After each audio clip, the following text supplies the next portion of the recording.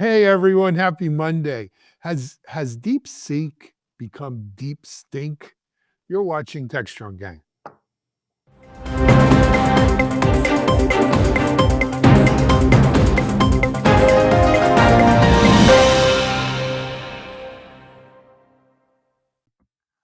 Hey everyone, it's Alan Schimmel for Techstrong Gang, and we're back. It's a Monday. Happy Monday to you. You know, we were last week out in Silicon Valley with a special edition of Techstrong Gang at Tech Field Day. We experiment with these things, right? And Steve Foskett and John Willis and Mitch Ashley and the gang out there, covered the Tech Field Day event. But there's been so much going on in the world besides that we wanted to, glad to be back here to talk about it. But, focus still remains on DeepSeek and the pros and cons and what does it mean for our tech world. We're going to get to that and some more good stuff on AI and more. But first, let me introduce you to our gang on this fine Monday. First of all, I'm really glad I haven't seen her on the gang with me in a couple weeks at least. She is our voice in DC, and there aren't a lot of voices left in DC. Our own Traci Bannon. Hey, Trace, how are you? I'm just excited to get to talk to y'all today. It's This is going to be see fun. you. Thanks and welcome. So we go from Trace to Tracy. I guess she's our voice in New Mexico, but she's also our voice at the Linux Foundation and on open source and microservices and so much more. She's CEO of Deploy Hub, Tracy Ragan. Hey, Tracy, it's good to see you. Thank you, Alan. Great to be here. Thanks. Great to have you. And getting out of his sickbed to join us today, because that's the kind of dedication this guy has. He's Futurum analyst, VI, CTO, co-founder, our friend Guy Currier. Hey, Guy, how are you? I'm much better, thanks. It was a rough week last week. I did manage to stay engaged. I heard there was a little bit of news in the AI world, so I just checked in real quick. Didn't seem like a big deal at the time, but there you go. Well, the good news is by the time he got better, it wasn't such a big deal anymore. Or maybe it was, maybe it wasn't. Anyway, and then of course, running the anchor lap for us, he's our own 4x100 guy out of Cardinal Spellman High School in the Bronx, Mike Vizard. Hey, Mike, how are you? Good to see you. I'm hiding out in my fallout shelter in New York because you don't know what the heck's going to happen with China and this AI stuff. So no windows in that room, right? It's all good. It's all good. So, gang, let's jump right into it. DeepSeek, has it become deep stink? Every day, this thing is peeling away like a rotten garlic clove or something, stinking. The latest, Mike. Why don't you give us the latest, Mike? Yeah. So things are kind of crazy. On the one hand, we have reports saying that sensitive data is being exposed inside of DeepSeek because there aren't any guardrails to speak of. And folks are kind of downloading this thing like crazy and all kinds of havoc could ensue. Some countries, Ireland, Italy, and the US Navy also are banning usage of this stuff. But at the same time, much to my personal amazement, at least, AWS, Microsoft, Google, and now NVIDIA all seem to be embracing this model and making it available to customers. And you got to ask yourself, did we not pay any attention to this TikTok conversation, or what's going on here, Alan, from your perspective? Well, from my perspective, wasn't it Karl Marx who said, or maybe it was Engels, but I think it was Marx, who said that we could sell the capitalists the rope with which they will hang themselves. This is a great example, right? I think whether you think the DeepSeek relearning techniques, breakthroughs in doing it cheaper, faster, I don't want to say better necessarily, but certainly cheaper, faster, are real or not. What's for sure that we've seen is They may be able to build an AI engine. They don't know how to secure data so good. And it may be because in China, people who try to break into stuff get a quick 22 to the back of the head and you don't do it again after that. That being said, look, the Wiz research has exposed this hole where supposedly 100,000 people's confidential information was exposed open on the internet. They, I don't believe they were the victims of a cyber attack that took them down. I think they were the victims of too many people hitting inadequate infrastructure and service to handle that kind of traffic. I think, it's not ready for prime time. It was an open source experiment by a couple of PhDs backed by a hedge fund who, whether they shorted NVIDIA or not, we could discuss another time. That's a whole nother Yes, conversation. it is. But that's what I think is here. You're dealing with, they don't have the infrastructure processes, policies, cyber in place. There's so much to unpack with this. Something that, just to make sure everybody understands kind of the difference here, when it's popping up on Azure, when it's popping up on AWS, when it's popping up on Perplexity, it's not pointed at the DeepSeek subscription, Right. right? It's So not there's the pointed to deep, the Chinese infrastructure. right. It's not, but that's what, when everybody started to download this app and it suddenly shot higher than Chat GPT with its opening, it was pointing there, right? So there's a SaaS option that it's that SaaS, right? Software as a service, the subscription that has suffered from that exposure, right? So that, I just want to clarify. Yeah, there's a problem because they were not capable, were not yet mature, didn't have those things in place to be able to surface something, provide that kind of service. The other thing, though, is, well, they did something unique, right? And there's, I would say, nearly almost, they're just shy of the United States in terms of their research publishing. Like right now, China's a powerhouse Well, when they've it been comes putting to more what they're money doing. into labs and basic research for Mhm. 20 years. They have. And in this case, they didn't have access to, right, because they didn't have access to all the same things that we have here. They came up with an ingenious way, right, to look at how they could pair different chip types together to get some interesting performance. But it's not, I don't necessarily think it's a bad thing, unless there is some kind of umbilical where every time you instantiate the model that somehow is calling home. But we've got folks like the University of Florida. They have a massive new super pod. NVIDIA has invested something like $70 million. Every student has to take 2 AI courses before they graduate. Everybody. You can't graduate without AI courses. Doesn't matter if you're nursing, doesn't matter if you're business. But I say that because they are decomposing this model to truly understand, right? They are looking at how the weightings are going. They're looking at all the different layers and they're seeing some different things. So there's goodness there. Putting it out there for Alan to install in his environment, in his AWS environment, okay, it's up to Alan, right? But he doesn't necessarily know what all the risks are yet, but it is a new model. There is some sexiness to taking a look at it, but they're two very different things. I do want to ask your opinion, Alan. Don't you think it's kind of interesting that it popped up when it did in terms of the US change in administration? Like, couldn't they have released it 3 weeks earlier or 5 weeks later? I don't think they bought all their shorts in time.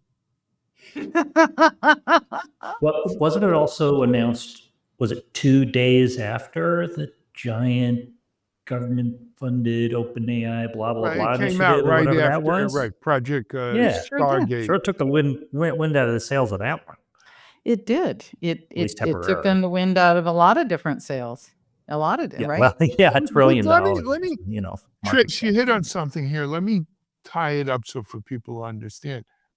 What you're saying is, look, instead of relying on the Chinese infrastructure, a lot of these places that we're seeing carrying it, if you will, are offering it as a self-hosted option. Correct. Now, my understanding with Amazon is just for AWS, I'm talking about right now. You can run it self-hosted in AWS, or you can plug in the Chinese one into not Broadcom. What do they call their Bedrock? You can plug in the Chinese version into Bedrock if you want, or you could run your self-hosted version. And I think the same goes for a lot of the cloud providers. That being said, I used to sell security software to the federal You sure government did. You sure for did. a long time. And this was in the 2004, 5, 6. And even back then, there was a strong prejudice in the federal government about buying checkpoint firewalls and checkpoint hardware, because the rumor was the Mossad had a back door that would allow them to log into these machines remotely or what have you, would allow them to get home, phone home, whatever you want to say. And that was enough. Checkpoint, it was a lot easier to sell Cisco firewalls back then, or NetScreen, Juniper, or whatever. What makes you think that's not the case here? Well, I actually am always erring on the side of the caution when it comes to national security, right? Obviously. So I don't advocate that somebody connect and say, I want to use the Bedrock version that connects to China. I also think about the ITAR, right? Our export controls that we have in place. So I'm not going to send any of my data over there. I'm just not.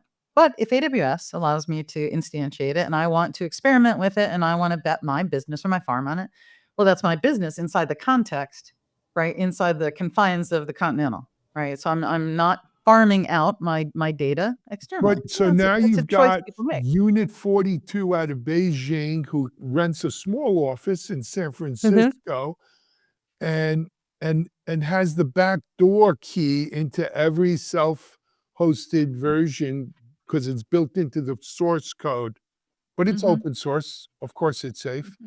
And and I see what you did there. yeah, You made a joke. and someone and Unit 42 logs into your instance out of San Francisco. No one realizes it. Always going to be a race. There's always going to be ways to break into stuff. It's chaos, and the faster or the better we can respond to chaos, the better. But I'm going to point out here that every technology gets disrupted, right?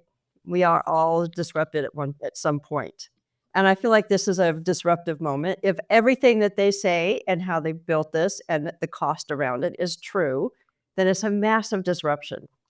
And it goes to a bigger question that I keep asking myself: why are we still putting so much money into one company?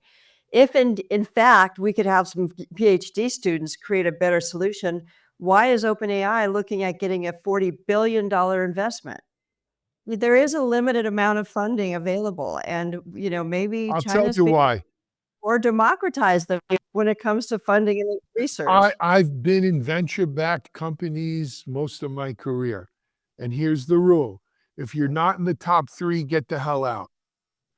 Money Well, goes this to the company top was not in the 3. top 3. This company was not in the top They're 3. It not. just showed up. They come from sort of an alien culture, if you will, right? Though, truth be told, they're backed by, my joke about shorting NVIDIA, they're backed by a hedge fund, right? The hedge fund took what was it, a $6 million flyer here. And, if they did short NVIDIA, they made that back 100 times. That could be true, but I'm still going to push that I believe that we are hurting ourselves in the United States and our research by believing in one or two people. But that's the It's difference either between government funding and VC funding. When I'm a VC or a PE person and I've got investors to answer to, I'm not playing Johnny Appleseed and trying to go trees all over the country. I want to bet on the winner. And you look at like the Andreessen Horowitz model. The Mark Andreessen and Horowitz's model is they pick one player in a given market. They pick a market that they think is going to be big. They don't care if it's the best player. They're going to give that player enough money to bury everyone else and get way out ahead. And so they'll capture a substantial share of that market and their investment pays off. And they became the most successful VC in Silicon Valley on that premise. And that's And how maybe it VCs doesn't work. work anymore. Well, no, Thing maybe is, so maybe kids, so VCs, a lot of people say VCs are what's wrong with this whole thing. That's what so I'm can, saying. It's we're not democratizing the funding to create the disruption Well, it's ourselves. not So we're going to get democratized. disrupted by It's not somebody supposed to else. be Hold democratized. on, hold on. Go Okay, ahead, I Tracy. want to come back to that. Guy, you've got yeah, something to say. well, I feel like two topics are being mixed here. Mm-hmm. So I wanted to ask a question of everybody. Because Alan, the scenario you described, we went from security to funding in VC and competition, all that sort of stuff, sort of seamlessly. And I think those are really different discussions. I want to get back to the security question. First of all, let me just point out that NVIDIA has a NIM for running a DeepSeek. So you can air gap a small system and run it. Yep. But put that aside. You described the scenario, Alan, of like, using Bedrock or one of these services and all that other sort of stuff. That it's not fully mature. I don't remember who said that. My question is, why run DeepSeek? Why? I think DeepSeek I shouldn't say proved, is demonstrating the possibility of training models. This has what, 250 billion parameters in R1 or R2, right? Large models without these giant investments in hardware. Great, okay. But I'm investigating DeepSeek. I've used it, but I don't know why I wouldn't use that instead of Perplexity or Copilot, or I use a smattering of them. So that's my question to everybody. Why use Why do DeepSeek moths? other Why than are to moths validate that attracted? it works? Why are moths Well said. attracted to a flame? Well, I want to. So there's so many pieces of this. So I want to answer from a security perspective. It's more than that. I jokingly said that umbilical, but Alan brought up that potentiality of getting into, tapping into it. We can't lose track of the site that even our U.S. based models, there's poisoning of the models. It's a real thing, and we're working after how do we get rid of that. Well, do you really believe? Taking a step back, being yay, go USA. Do we really believe that China was looking after the types of things that we would want to make sure were secured from that model, from a poisoning perspective? So some of my concerns around it actually have to do with the training data, the actual data itself, which we Don't don't worry, they have got that access from to all. OpenAI. Yeah, well, that's what they're Yeah. saying. And I don't. Yeah, I have We're going to buy- get to I don't that, buy Alan. in. We're going to I get to don't- that. What I'm trying to ask is, you're an enterprise, you're an organization, an NGO, like whatever Novelty. kind of organization you are. It's novelty Um, right now. Well, yeah, Novelty. yeah. It's I mean, type of novelty.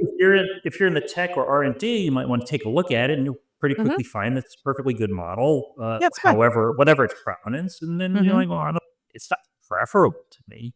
Well, but I want to tie that back to something that Tracy asked about, or Tracy mentioned, was about the fact that OpenAI is a proprietary model. Why are we putting all of our eggs in one basket? So some of the research I did over the last year was looking at hundreds and hundreds of peer-reviewed studies, and what blew my friggin' mind was how many of them are using a model that has sourced out of OpenAI. But why? Why is all the well, we believe that part of that is free accessibility, right? The free version, the things that people can get after for free. It wasn't the necessarily coming from GitHub. It wasn't looking at Anthropic. It wasn't looking at the others. It was around their specific models. So there is a research domination that we have to think about on the US side of the house, right? On the US side of the house. The other thing that this should really shake up, and I kind of like it, the models that we say are so wonderful and they help us, right? We've built massive industries around this. They're proprietary. I don't get to see inside OpenAI's model. This shakes things up a bit, right? Yes, we're in a capitalist society. Yes, we want to make money. It's just like big pharma. Why do they make a new drug? It's not because they just want to be altruistic and help humanity. It's because they're going to make money off it. OpenAI makes a lot of money off their models and on keeping them proprietary. This kind of shakes things up. Yes, there are open source models. There are. But this kind of takes something that has had in-kind results, open sourced in-kind results, to something that is hyper proprietary. So I think I like that shakeup, but to Guy's point, with a little bit of pragmatism, it's okay to be excited by the hype and such, but we have to be ready for what's going to come downstream. Alan, you named it. And it's important that we just demystify some of these technologies. And when I read that story, I was like, okay, we're taking some of the mystery out of what OpenAI does, right? So, and I think the more we demystify it, the more we all believe we could go write it as well. And if some college students with $6 million did it, why not? Yeah. So Mike's dying to ask a question, but I read the white paper. Most of the math is far, far over my head. Mm-hmm. But For me, yes. the thing is, they're saying they used a different training method. It's not feed forward. It's slightly recursive, etc. Like you got to read. I don't want to get into those wonky details. That's of abiding interest to the AI industry and in terms of development. Yep. But Does as far anybody- as nobody's talking about that really. Go ahead, Mike. Sorry. Does anybody find it the irony a little rich here that, if I understand this correctly, OpenAI is saying that they quote unquote distilled their AI models without permission, the very OpenAI models that were created using a lot of data without permission? Well, Oh yeah. yeah. Well, do as I, I think say, we all not saw as that I do. immediately. Do as I say, not as I do. Yeah. Anyway, guys, that was we're over crackle. 20 minutes on this one. I'm going to need to end it off. I want to end it with this though. If you want to get a little more, it has certainly disrupted permanently or temporarily. It's made a big splash in the AI market. Our friends at Futurum have a little paper they put. I think it came out Friday. DeepSeek disrupts AI market. You can get it over. I think John Swartz probably covered it over on Techstrong.ai. You can check out the article and the link to the paper there. So go have at it if you'd like. But we're going to take a break here on Techstrong Gang. We got more AI to talk about, but let's talk about AI and testing. You're watching Techstrong Gang. Discover Techstrong Group, the epicenter of tech innovation. We're your go-to for reaching IT leaders and practitioners worldwide. Our secret? Impactful content that sparks awareness, engagement, and top-quality leads. With us, you'll access editorial websites, streaming videos, virtual events, custom content, analyst research, and more. Join our satisfied clients. Let's revolutionize your tech journey. Contact us today and tell your story to the world in the most powerful way with Techstrong Group. Hey everybody, we're back and we're talking about AI and testing because, well, last week we saw Perforce has a new tool that eliminates the need for building your own scripts. Harness is talking about putting an AI agent in front of their chaos engineering tool. And now AWS has extended its platform to include the ability to generate tests. So everybody's kind of going down the same path here. And one of the things I do like about this is I'm reminded of that a woman who said, when they were talking to her about AI and its ability to create art and do all these things, she says, I don't want AI to create art. I want AI to clean up the kitchen so I can go create art. Trace, is this roughly the equivalent of that? Are we going to use AI to create the test because nobody wants to clean up the applications anyway? Well, gosh, there are two completely divergent topics that I'm not going to cover because the first one I'll talk about for just a second, and then we'll put a pin in it. If we are helping people to truly write decent software, they're starting out understanding requirements in the first place, right? Kind of the big R vision of those things. First place that you go is understanding how is it going to be tested. You don't go straight to code. So there's that whole thing that we need to talk about, and the impact of having a holistic testing mindset end to end, not just as a chevron that follows build, right? That's one of the problems with the whole modern DevSecOps little continuum. It says that we just test in this one place. So pin in that right over there. I love the concepts. I love what's happening with moving from, hey, we're going to gen code, to we're going to leverage this in a way that can help us to generate some assets. But there's also another really important part of this right there. When you're using generative AI, there are two big buckets of ways that you use it. I roll, you use it to generate things. Okay, I roll there. But the other thing is augmenting human reasoning. So it really serves this wonderful purpose. I like it better for testing because there was a report that came out, and I'll have to find the actual report and send you guys so we have that in the link and available to people. 47% of organizations have automated their testing. So that means 53% have not. That should make jaws drop. So things that we can do to improve it, hell yeah. Now remember that all tools, no AI augmented tool is immutable and is perfect.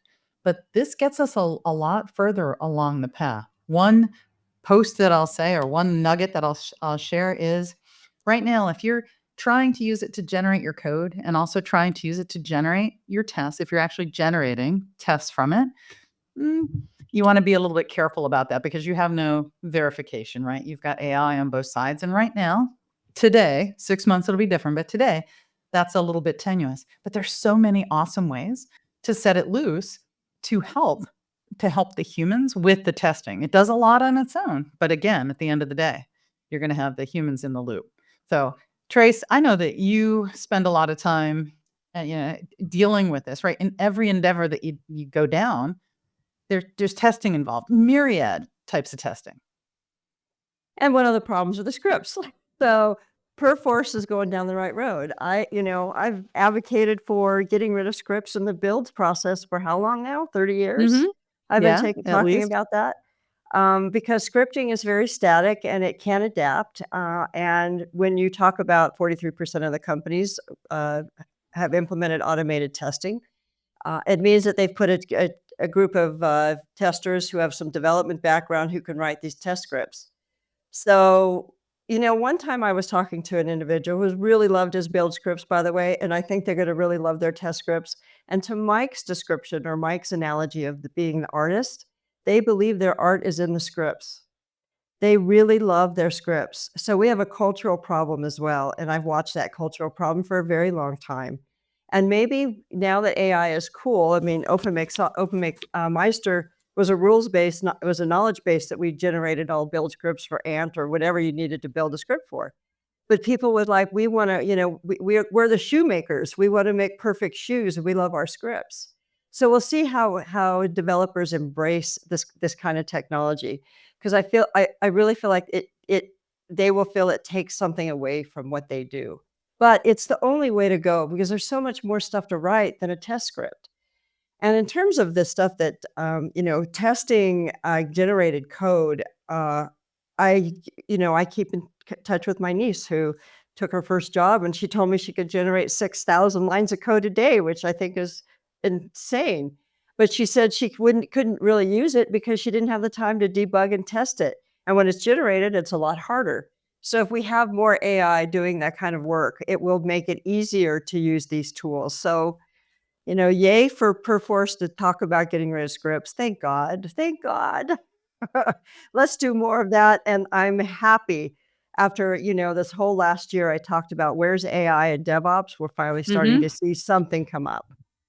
Well, I also thought They're you'd be going to happy, be- Tracy, with Harness getting in the game here because I know I love chaos engineering. I do. I think it's fascinating, and I think it should be applied to so many other things, including security. So yeah, I was, I'm glad that Harness is going down that road because most companies really struggle with setting up game days for doing chaos engineering, and this will help a lot. And it's an area that I think companies should really focus on. How do you stand up a system if something broke and bring it back to health in a few minutes, not an hour, not 2 hours, not a day, and not even 20 minutes, but instantly? You bring up the idea of what's the developer impact. We're seeing some pretty interesting stuff. I think I've chatted a little bit with Mike about this before. Right now, we're in that point. I'm not going to say a transformation. I'm going to say a transition where developers are creators, right? We create things. Software engineers, we create things. Even test engineers, we create things. And we're going from being creators to being reviewers, and editors. And here's where it gets just a little bit dicey with newer in career. If you've just learned the English language, I probably won't give you a formal journal publication to peer review. Not yet, because you need more practice with the human language.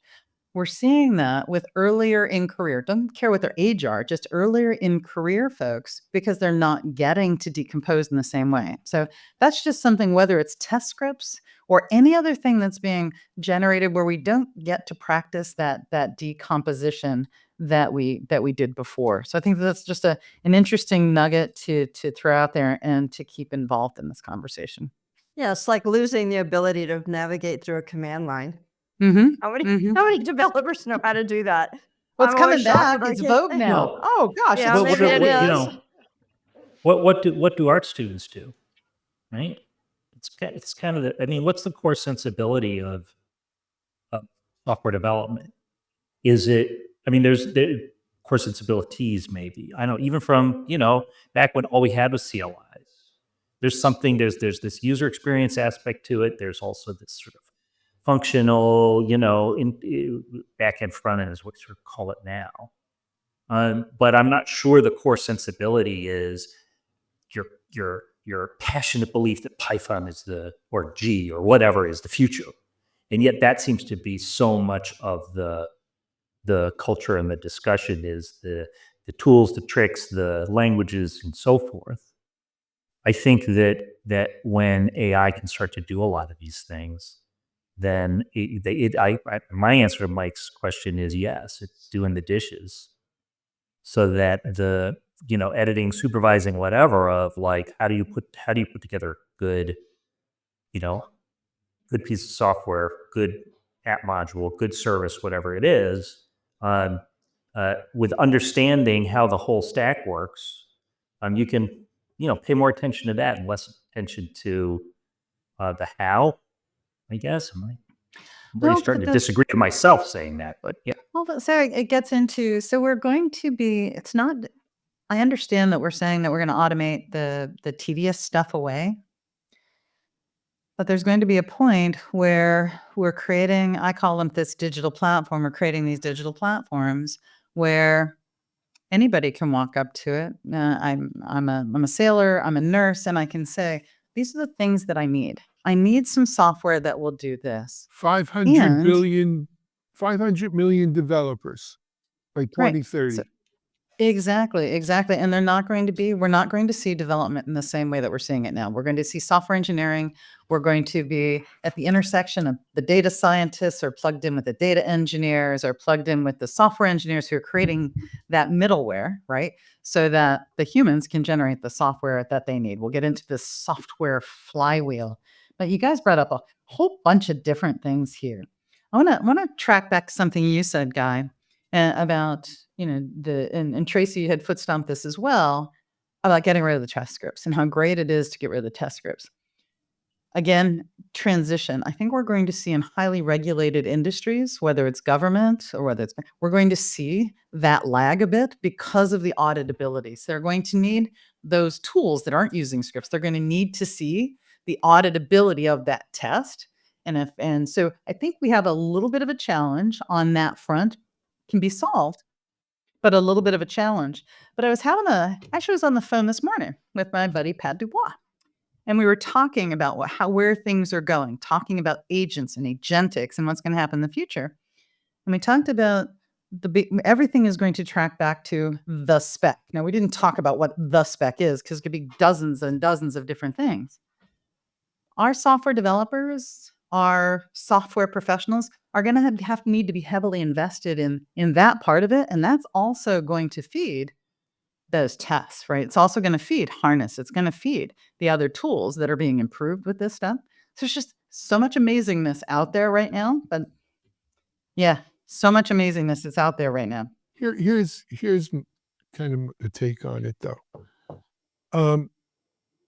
I personally think that when we look at AI and good uses of AI, app testing is probably one of the best in the whole software supply chain, life cycle. There's no reason we shouldn't maximize their use to to do testing. I think it just lends itself. I think the same way a human could render a script, the AI will render a script too, and it'll be fine from a compliance point of view. But at this transitionary moment where we are right now, I am hesitant to let AI generate code and then let AI test that code, I won't. right? Without having some human in there at some point, especially if it's anything mission critical or really valuable. That's a strong recommendation, Alan, that I make constantly over the last year. Do one or the other, But can't not do both. both. For Right now. now. For now. Right. Right. For now. Because we don't have that verification, right? We don't have the verification and We validation. don't have the Don't do both yet. confidence is what we don't have, right? Right, And right. because we Trust. know it's not at that level yet, Mhm. right? Well, can't that be in the pipeline? I mean, I don't. Isn't you can have both, but not without the human intervention. You don't want to just release, right? Even release it to QA. Honestly, like no developer involved. I mean, So, oh, come on, Guy. What's the answer? It depends. Yes, it depends. depends. It depends on Thanks. your industry. It depends on your context. It depends on your workforce. It depends on the maturity. It depends on how old the software is and the quality of the existing software, all these things. So, yes. Mhm. And right now, if somebody says, we're starting on our journey, where should we go? I actually say, your documentation, what's the quality? That's Do a you have enough low-hanging documentation? fruit. That's low-hanging fruit. And then let's go to testing. And then we can go backwards from there, because when you focus on testing, especially if you're focusing on you humans being involved, and I'm not talking about this completely automated tools, which are awesome, right? The autonomous tools. But if you talk about helping humans to get better at using the tools themselves, have them focus on testing. It's still as sexy, right? It's still as sexy, even to a developer, to say, hey, can you evaluate this code base? Can you tell me where I have testing flaws? Can you help me understand unit tests, end-to-end tests, right? As it sees the bigger, brighter context. Yeah, start with testing. Absolutely. Tracy, Well, you know, as they last word. say, the more things that change, the more things stay the same. Isn't that what they say? Yeah, We've it's a seen French saying that my French wife says is stupid. So All right. I'm gonna. So I'm, we've software has changed and changed and changed over time, but we still are writing software the same. To be quite honest, we are. We still code it. We still, manage it. We still test it. We still, go through all of the same steps, and those steps aren't going away. So while it might be scary to think that a developer AI would generate code and then test code. The reality is that right today, developers still want control. I have faith that they will continue to want control. They're going to generate code just like we might generate a document, and they're going to go through and they're going to read it. They're going to learn it. They're going to understand what they just generated because they have to deliver it. This is what I'm hearing from the developers, the new developers that I'm talking to. So yeah, testing would be a good place. And things like scripting, the problem is with those test tools, the scripting can be a bit challenging. And not all testers are developers. And so that's why we have a gap in how much automation is being done. So, and I really don't, I hate to use the term AI to say we're generating scripts. You can generate scripts without it. Oh, shoot. We've been generating stuff for 20 years. I was generating my Pojos So it's 20 nice years to ago. put the two letters in front of it, but it doesn't mean that's what it's doing. So let's just realize that we still have to go through the same dev process no matter what happens. And we will always catch things. All right. So all right. the We're SPLC gonna take a is not break here. changing. We're gonna Wait. The Script Huggers Unite meeting will be next month. in Boulder, Colorado. Okay. We're going to take a break right here. We're going to come back and let's talk about conflicts of interest. Is there such a thing anymore? You're watching Techstrong Gang. DevOps.com is the #1 online destination for DevOps education and community building. DevOps.com covers all aspects of DevOps, including DevOps best practices and tools, DevOps culture, DevSecOps, business impact, continuous testing, continuous delivery, and more. DevOps.com has the largest collection of original DevOps content, featuring breaking news, blog posts, podcasts, and more. Visit www.devops.com to learn more. DevOps.com, where the world meets DevOps. All right, folks, we're back with our final topic of the day. And I think there was so much noise in the world that nobody noticed, but Elon Musk is now partnered with Visa so you can conduct transactions across the X platform. And magically, Donald Trump came up with a similar idea for his social media platform. I'm not sure if those two are discussing these things as they go along, but it all came together in the same week. Guy, what could possibly go wrong with a platform that Yeah. allows you to conduct any type of transaction? Well, where to begin? So there's so much context here. I don't even know what to pick first. Like, first of all, when Elon took over X, Twitter at the time, he almost immediately made it known that he wanted X to be the platform for everything, just like Mark wanted Facebook to be the platform for everything. And one of those things was payments. It's kind of a natural in some ways, you would think, like these are communications media and one-to-one and one-to-many and all that other sort You're of stuff. talking about a guy who so- made his first fortune in PayPal. Exactly. Yes. Let's another- not yes. lose So- sight of that. So this is an old idea. It's an old idea. And I think that the track of Twitter half blowing up and losing a lot of its, participation and all that sort of stuff for political reasons that I'm not going to get into here. It's sort of come full circle a little bit with Elon's rise to political power. And in a sense, he has the political muscle right now to help get the kind of deal he wants from a Visa or from anybody. Similarly to the president of the United States having the political muscle to find somebody to back, what is it, Truth.fi or something? Truth.fi, also a payment platform, or no, an investment platform. So what could possibly go wrong? Well, I think similar, what's really funny, the other piece of context is we get the AI announcement followed by Elon saying it's never going to work. So, you have sort of, pairs of like parallel paths here from the president and from Elon Musk. I wonder what's next. That said, these two are really different animals, really different. The partly because one is a sort of payment and communications. Like I said, it's a plausible extension to both Elon's background as well as to the kind of medium that X Twitter is. And Visa itself is also a certain kind of a communications network as well, verified and so forth. Who's going to use it? X users are going to use it. Who are X users at this point? A lot of them are Elon fan people. That's just kind of how it shook out. Blue Sky came in.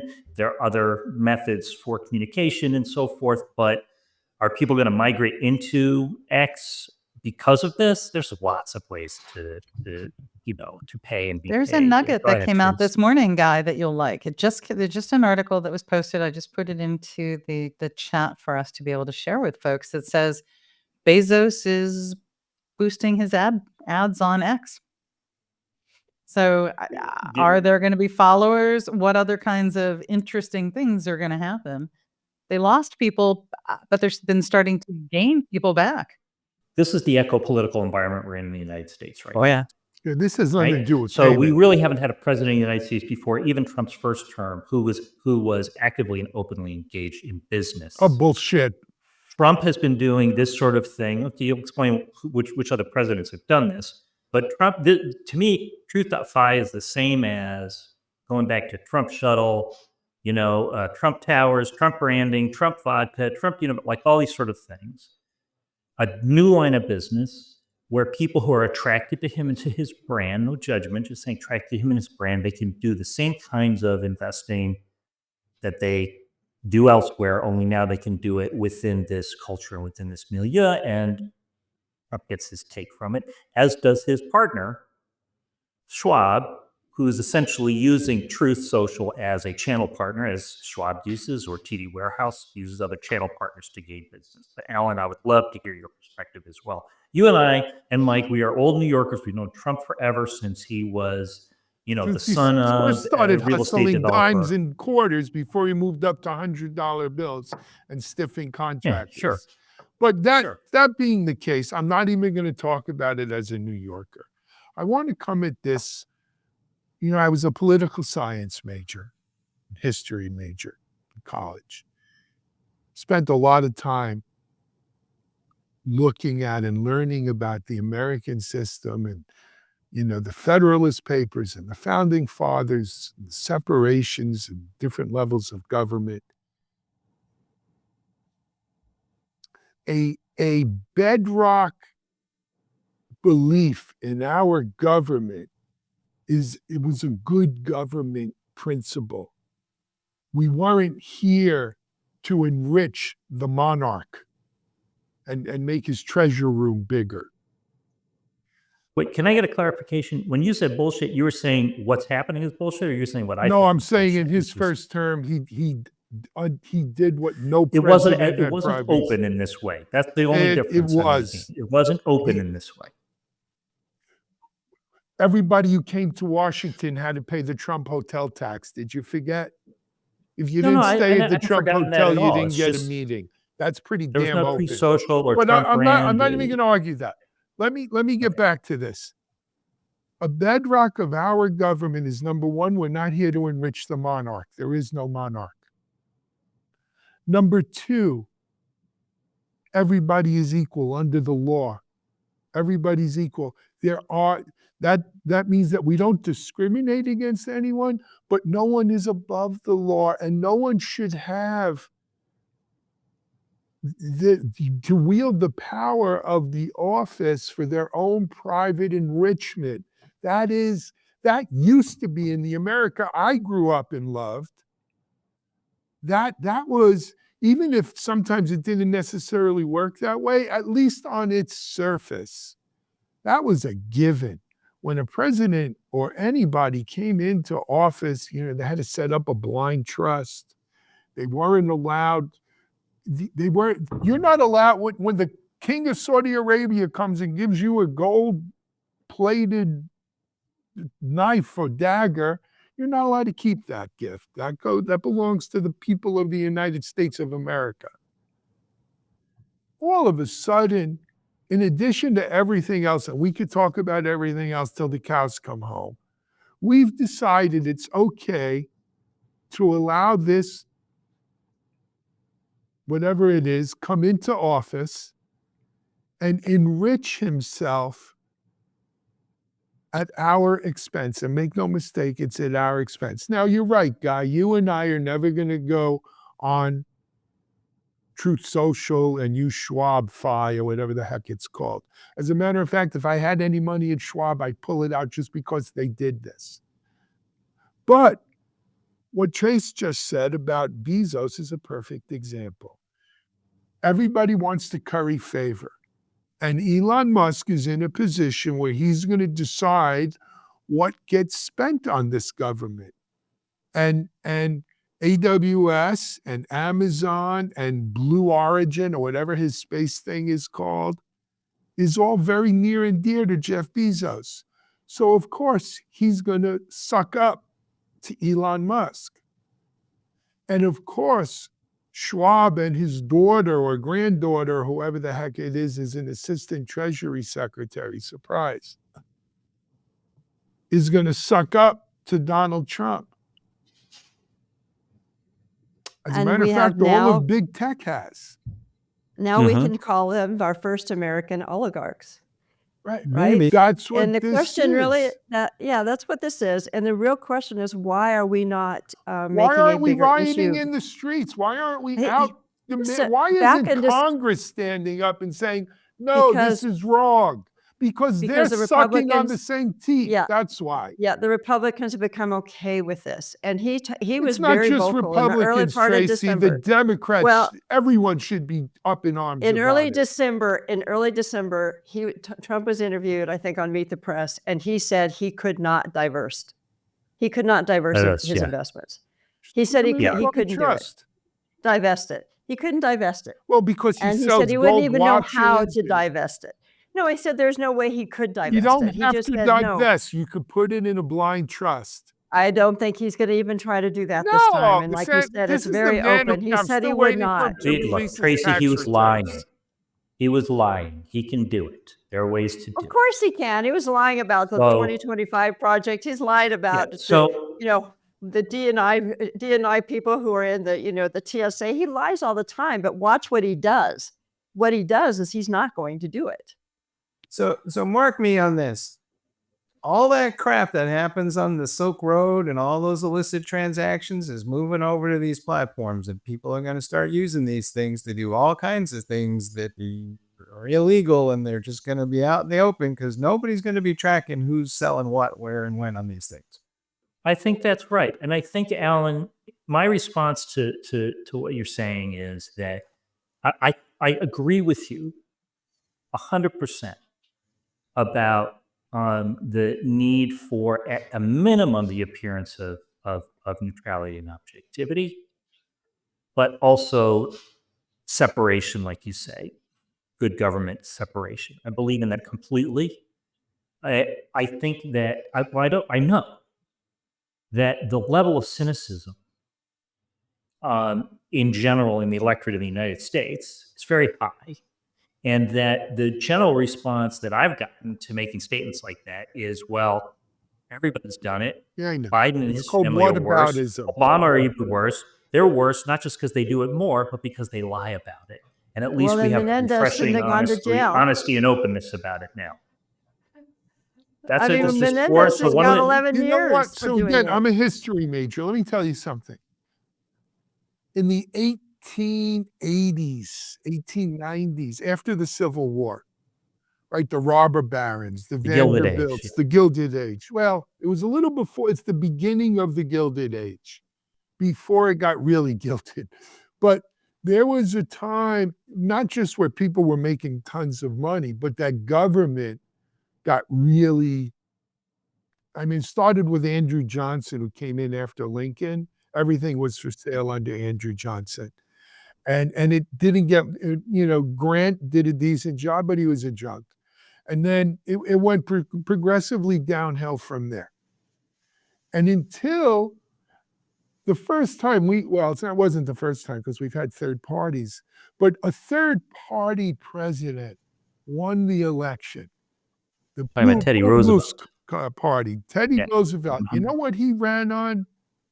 Clean up government, good government, clean up government.